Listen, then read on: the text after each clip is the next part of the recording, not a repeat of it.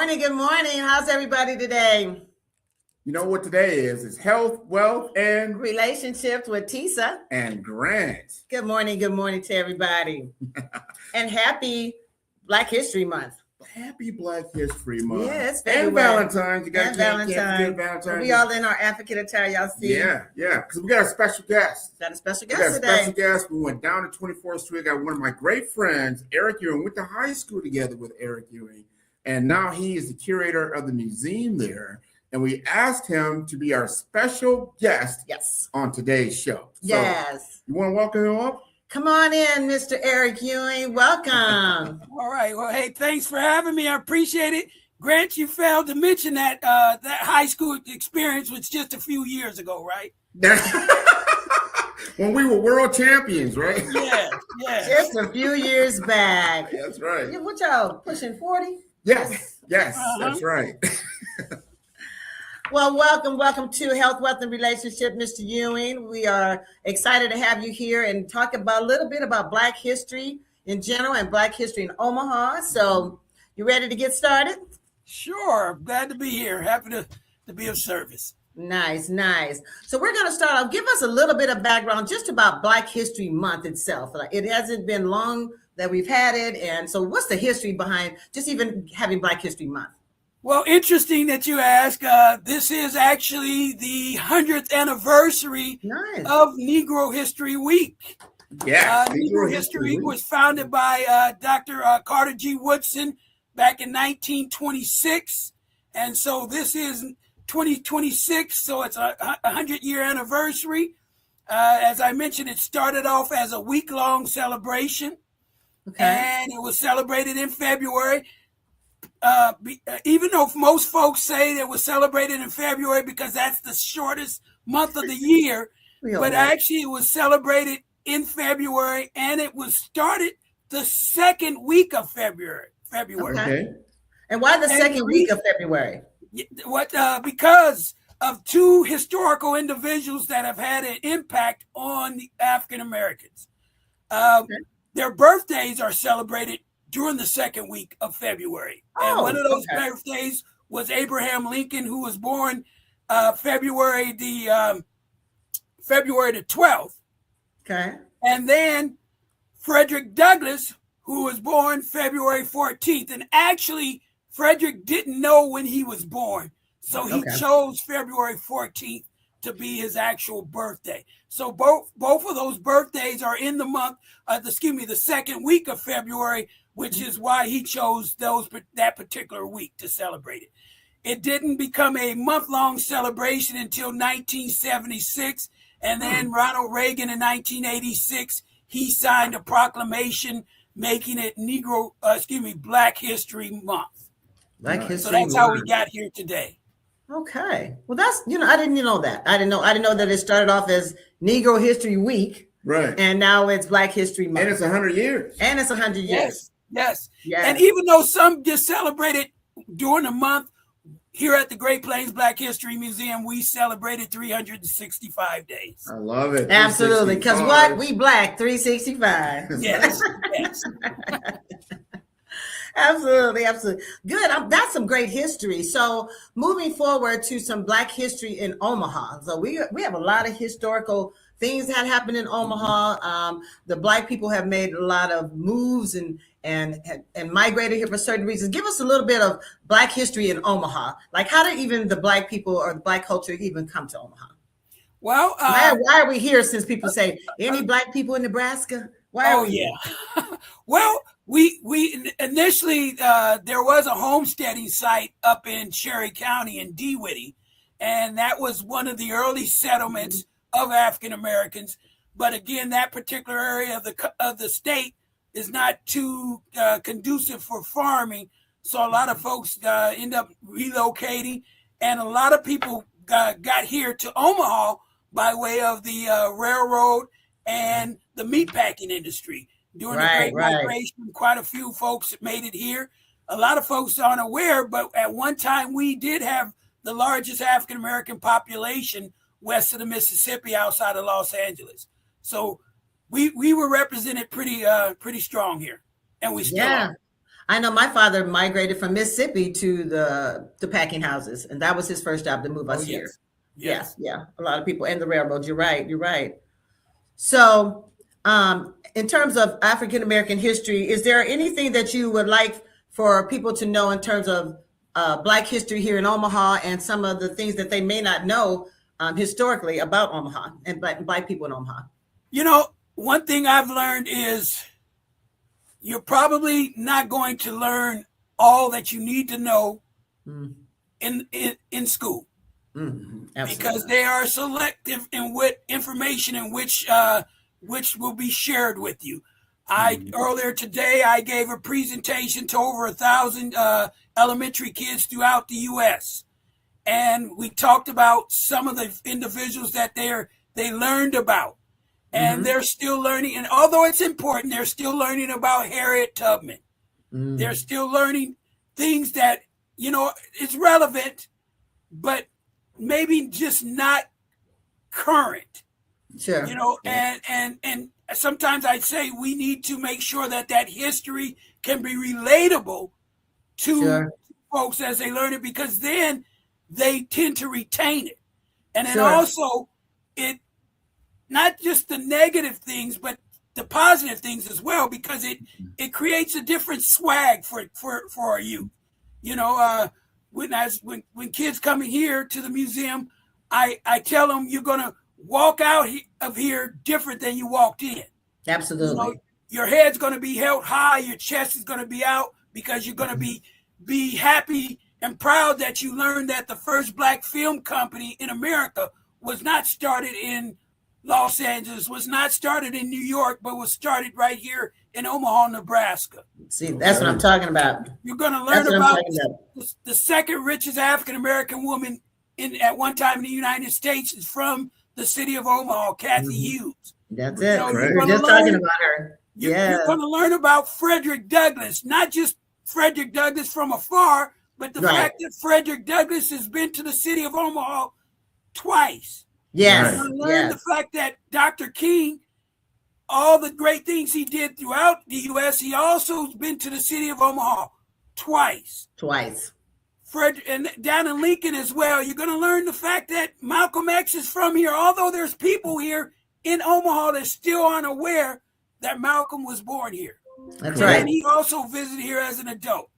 Yes. You're going to learn about President Obama and President Obama visiting Omaha. I was here. I was there. Yeah. You're gonna learn those things that give you a sense of pride. Yes. And give you that, changes that swag and that attitude. That does. Yes. And that reminds me of a friend of mine who wrote a book, Michael Woods. He put the 365 of Black history together, and it just highlighted all of the accomplishments of Black people, people who have been inventors and really made major contributions to our community that people don't even know. The air conditioner and things like that, the street lights, that those little things that you can still see today that they can put their finger on and say a Black person created that. And so again, bringing back that Black pride is what we really need to do, I think, for our younger generations, because they weren't a part of the revolution, right? They weren't a part of the boycotting and all that kind of stuff. But if they can feel like we have really accomplished something and brought something to the Americas, they need to know that information. And we have made major contributions that I didn't even know about. So I'm putting Michael Woods' book out there again. We should get it for Black History Month. If you haven't, he has a hard copy. No, really, I think our young people should all get a copy of that, because he's got it all bound together on all of the people from old to young and recent that have made good contributions as African Americans. And I think I may be familiar with the Michael Woods that you're talking about, because I believe you went to school with him. I'm sure you're very, very familiar with Mr. Michael Woods. It is. And his mom, was, a big advocacy here in Omaha. She was his mom. System, right? Yeah, but she ran for something. She was actually his mother was something here in Omaha that was elected official. Yeah, she was elected official. Well, it's interesting that you mention about inventions, because we currently have our exhibit on display called "The Greatness of Us." African American inventors, and it talks about those individuals. So that's the thing you have up now, so people can come down to the African American Museum and tour. Yes. Perfect. Perfect. That's what we need. I think if we really need to reinstill the greatness of Black people in order for us, like you said, to shift the mind shift, to change the narrative, stop being a victim. We're so great of people. And I think that's the fear, right? If we really tap into our greatness and our history, we're unstoppable. That's what I want to just encourage people to learn your history, learn how great you are and where you come from. Yeah. And, and I haven't even mentioned the athletes that have come from here. Right. Correct. I mean, that's a story in itself. So, yeah. And well, I just recently came down to the museum. You've got the Heisman Trophy on display with Mr. Johnny Rodgers. So gracefully have allowed you to showcase that particular trophy. But you got Bob, you got Boozer, you got so many different people. Gail Sayers came through Omaha. Amon Green, with someone. Gail Sayers is from Omaha. Yeah. And then you've got people still playing today. They're in the NFL and doing a lot of things. I wanted to point out one thing I think is so important. What I was able to do is to trace my lineage all the way back through Raytown in Missouri, through Oklahoma. You brought up the homestead. This is my grandfathers and how they came to Omaha, to your point, to seek out new freedom. Because especially at that time in the early 1900s, there was not a lot of freedom for Black people. You were doing a lot of agricultural work. You were farming. You were eking out some kind of living, or you were just trying to escape terrorism, from certain individuals with the Ku Klux Klan and some other stuff. These are real facts. But in Omaha, you had an opportunity to earn a great wage for a Black person, whether you worked at the railroad or at the slaughterhouse, and you created a very vibrant Black community. I don't remember it because in the 1960s, I remember that 24th Street wasn't, it was just, it was blacked out at that time. But before that, my mother would tell me it was very vibrant. You had a lot of jazz, you had a lot of musicians, you had stores, you had movie houses. It was a different world, and we have to tell that story and then try to bring it back. Oh, yeah. Well, it had everything that you needed. I mean, from a jazz standpoint, matter of fact, the building we're currently operating out of is the historic Jewel building. Mm-hmm. And upstairs on the second floor, you had some of the greatest jazz artists of all time play there. You had Louis Armstrong, Dizzy Gillespie, Ella Fitzgerald, Preston Love Sr., Nat King Cole. And actually, the song that made Nat King Cole famous, he actually wrote it having breakfast in a cafe here in Omaha. See? Before he wrote that song, you don't know what you know. Oh, yeah. Before he wrote that song, Jimmy Jewell, the owner of the Dreamland, he actually had an opportunity to buy his contract, but he thought it was too much money, and it was about $60 or $70. Right. Yeah. That's good. Like I said, we need to kind of make sure that we are encouraging people to go down and see your exhibit. Yeah, we want to give you an opportunity to keep putting it out there. I don't think people know to come down there. It's still on that historic 24th Street. We're getting better foot traffic down there, but I want people to remember that you're down there. Now, are you going to be down there? I know there's a campaign to move, but as I send people down there, just know that we're growing. You're growing out of that space, and it's a campaign to move into a different space, correct? We're a campaign to build a new space. Yes, from the dirt up to 2 stories, roughly 18,000 square feet. It'll have a small little 25, 30 seat theater for documentaries. We'll have 4 different exhibit space. We'll have a community space. We'll have a gift store / bookstore, small little cafe, archival space, and just something to create a different swag and a different attitude for the community. Absolutely. And to then be able to better serve the community. And what we want to try to do, we want to try to create an experience.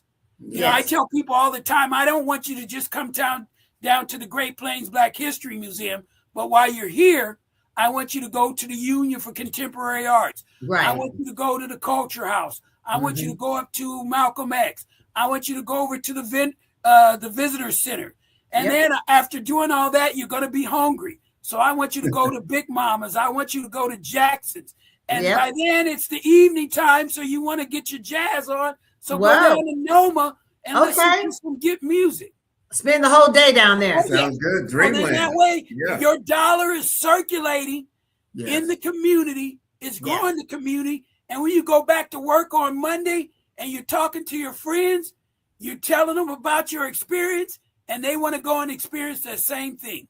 Absolutely. Love That's wonderful. That's a good plan, and we're going to help you get there. And and is the space going to be where the old museum was, or is it going to be where you're currently? Just right next door. There's 3 empty lots that we've been able to acquire, and Okay. it's going to be able to be built right there, right next door to the Allen Showcase. Okay. Nice. So back where the original house is still standing, the original museum is still standing. The building is still standing. Yes. Right. Okay. Okay. Excellent. Well, I'm glad that we're moving forward with our history, that we're changing up the history for the young people. They really need to be connected, and I'm glad that we're reaching out in those ways that'll get them. And I don't want to skip by this, but of course we know the founder of the Great Plains Black History Museum is Mrs. Bertha Calloway. I don't want to steal anyone's credit. Had she not had the concept and the ideal, we wouldn't be having our conversation today. So she did start the museum. Matter of fact, this is our 50th year anniversary in June. Right. So 100 and now 50. So it's all coming together. Oh, right. Yes. Awesome. Well, Mr. Eric, let's shift a little bit. We're going to talk about. Well, we got health, we got wealth, we got the things that are really, you talked about community, the Black community, where we're at now, how we can get better along these 3 elements. You yourself worked in healthcare for 20 plus years. You know how integral it is when you start talking about wealth creation, when you start talking about having better relationships with yourself, your people, and your own spouse. So we want to really double down into that. We're going to start with some health questions around that, because I think there is some historical stress and some systemic inequity that has impacted Black health. Absolutely. So Black history. Yeah, I was just going to say Black history didn't stop. It really lives in our bodies, our finances, and our families, right? Yep. So we're going to try to start looking at health from a survival to a thriving standpoint, right? Where we have a lot of health struggles in the past, and so we want to start moving people's mindset forward in terms of our health. I think we have to stop living in fear of those Tuskegee Airmen type of things and living in fear of being victims, although those fears are very valid. Yeah. But we have to move forward and be more proactive in our thinking, more prevention minded in our thinking, and more intentional in our living. Absolutely. I think we just have to move past the struggle and surviving to thriving. That's where I'm at. Yes. So where do you think some of the most, what are the areas that we still struggle with in terms of our health? And if it's history based, you can bring that up. But where do you think some of the struggles start and maybe we should be still working on and growing through? We touched on about mental health a little bit. What do you think about that? I think mental health is probably the biggest, and it's also something that continues to be an issue. You know, I think when I was a kid, you were taught to suck it up, and particularly as a young man, crying was a sign of weakness. Any of those things, were signs of weakness. We all have that cousin or somebody in our family that, may have had some issues and things going on. And then we would say, yes, don't worry about cousin so-and-so. He's just a little touched. But had he had an opportunity to get some form of mental health, then he could have probably been a little bit more of a productive individual and being able to contribute more. And then also, even from a child perspective, looking at him as a child, we probably wouldn't have been afraid of him. Right.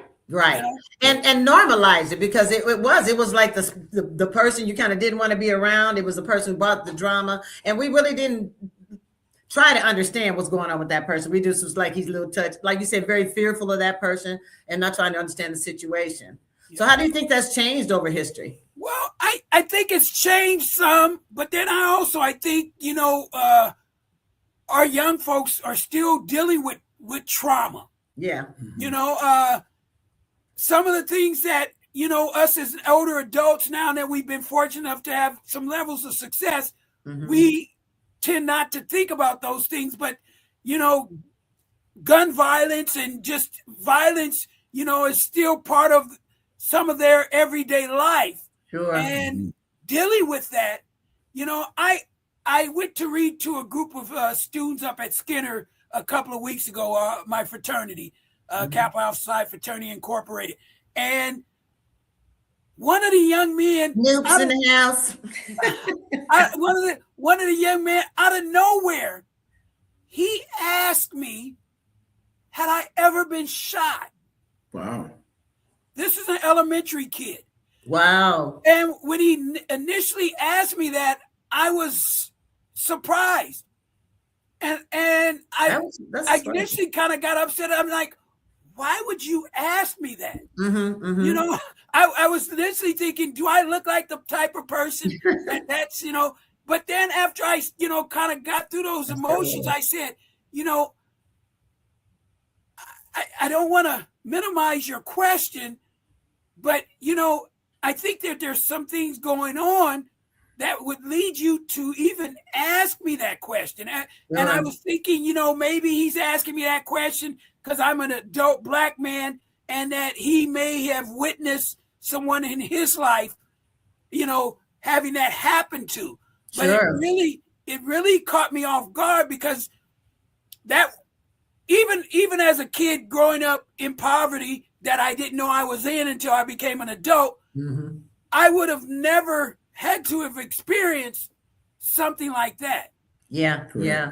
And so, that just shows you the difference in generations on where they are and where we are. They are growing up with more gun violence, right? And they are probably have some family members or somebody that's involved in that whole lifestyle. So from an elementary school kid that might have that in his life, that's definitely a question that's not out of the realm of his wheelhouse, right? There's something he probably is fearful of that he's living with. And so, you got to kind of remember where our kids are coming from and what they're dealing with. But now with him experiencing that and it's still continuing on, I think he would be better served to have some type of treatment or, just talk to someone now. Sure. So then that way he learned some coping mechanisms and also learned that's, I guess some people would say that's his norm because maybe in the circumstances or the environment he lives in, but also learning the fact that it's not the norm.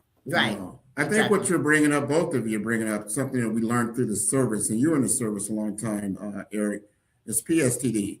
And PSTD is post-traumatic stress syndrome. And we have that now in our inner cities.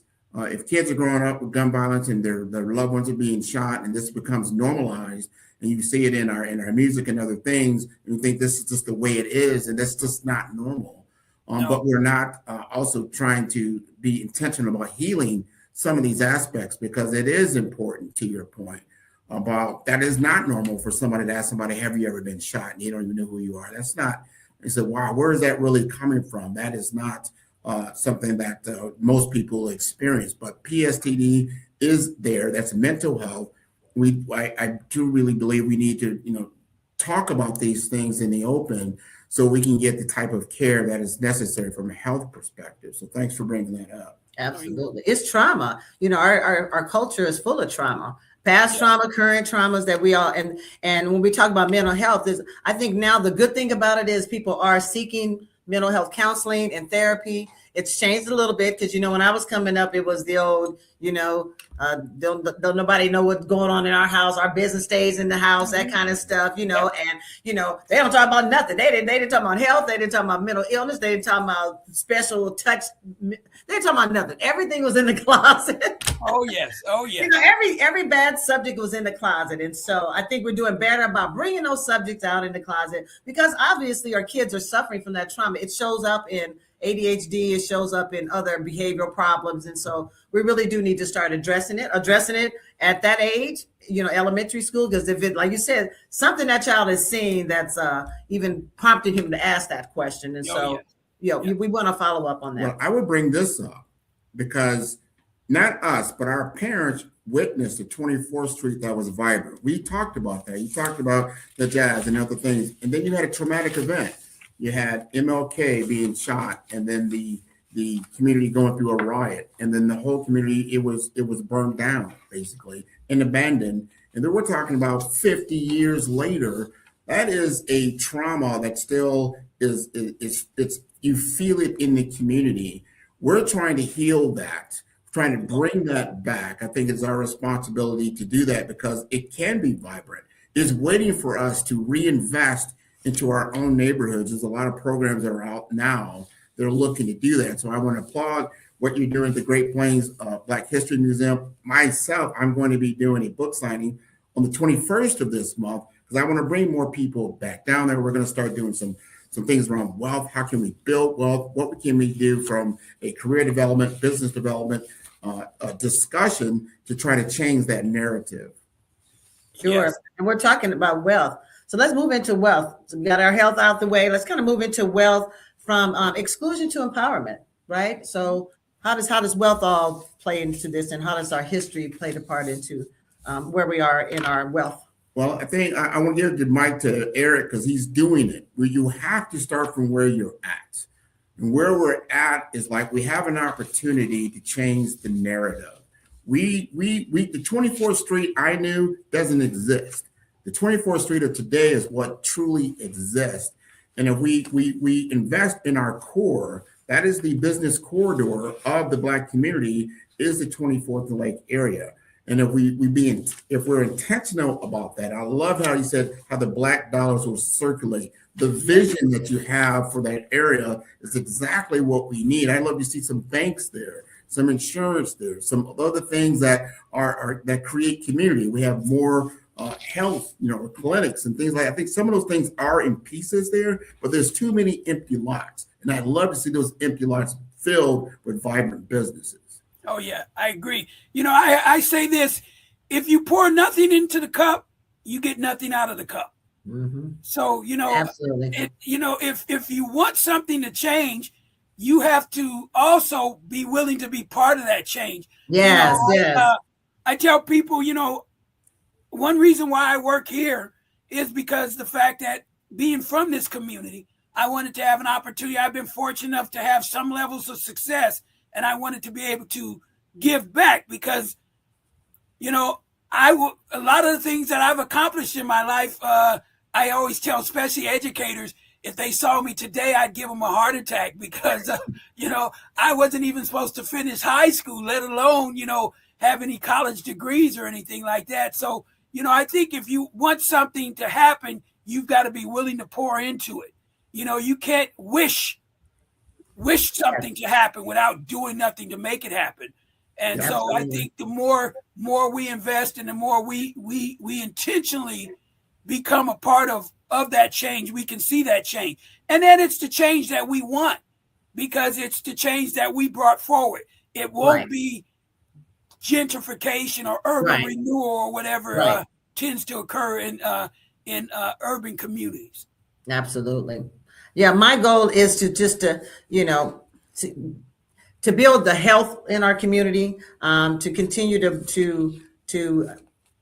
be proactive in health. I told you already years ago. My picture is going to be on the Black History Museum for really.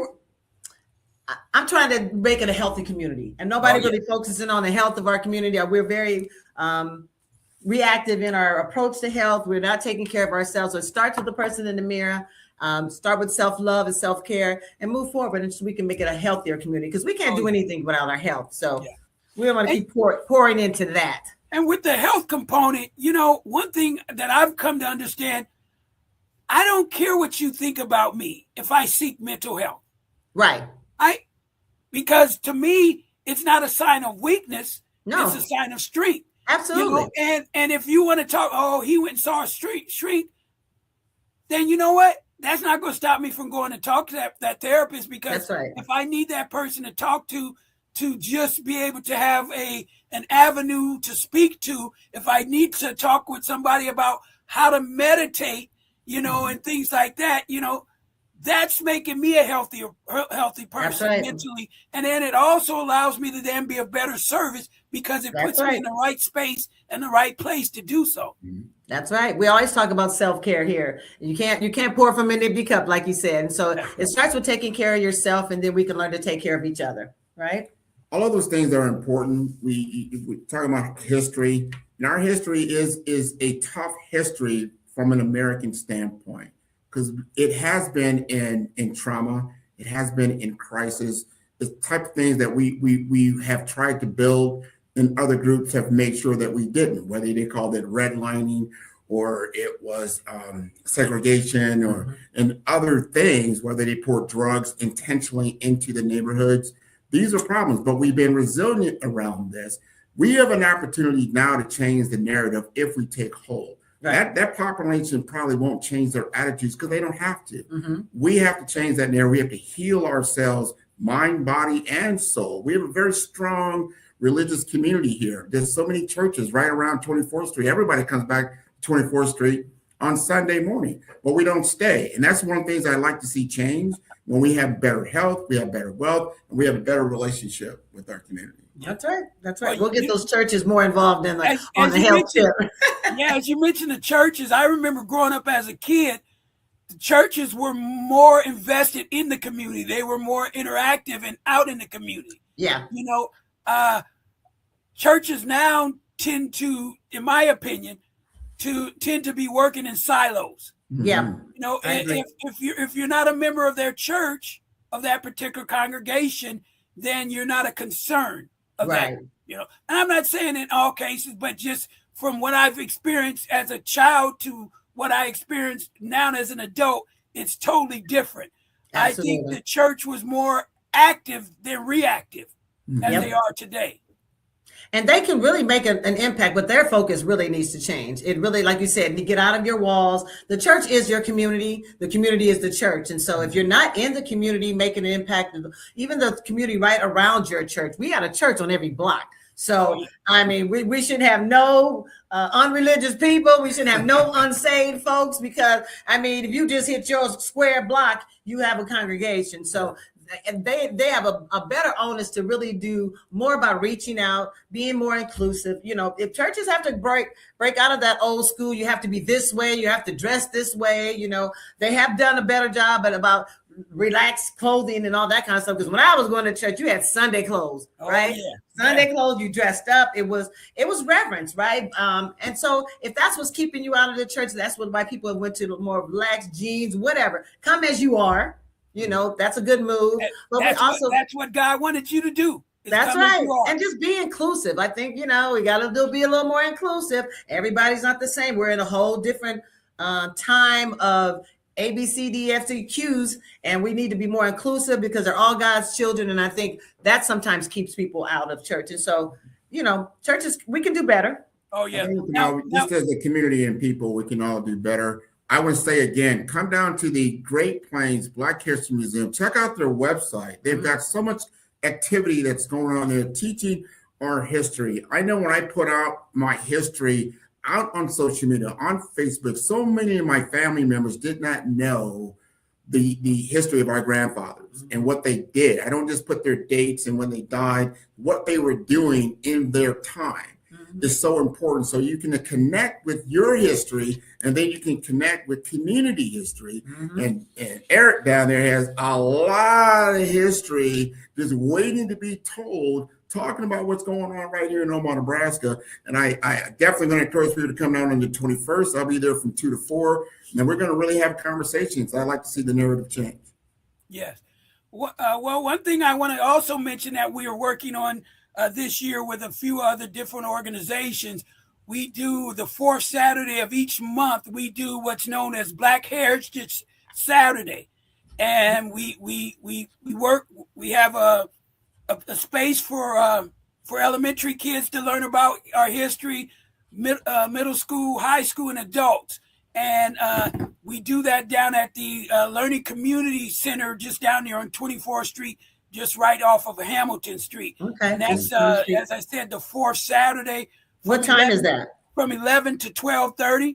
Okay. And so we, because again, going back to what I said earlier, a lot of the history about us or the greatness about us is not necessarily taught in the classroom. So this is an opportunity for us as a community to take hold of that and, Yes. and educate our children and even our adults on our great contributions. Absolutely. And how we got to where we are today.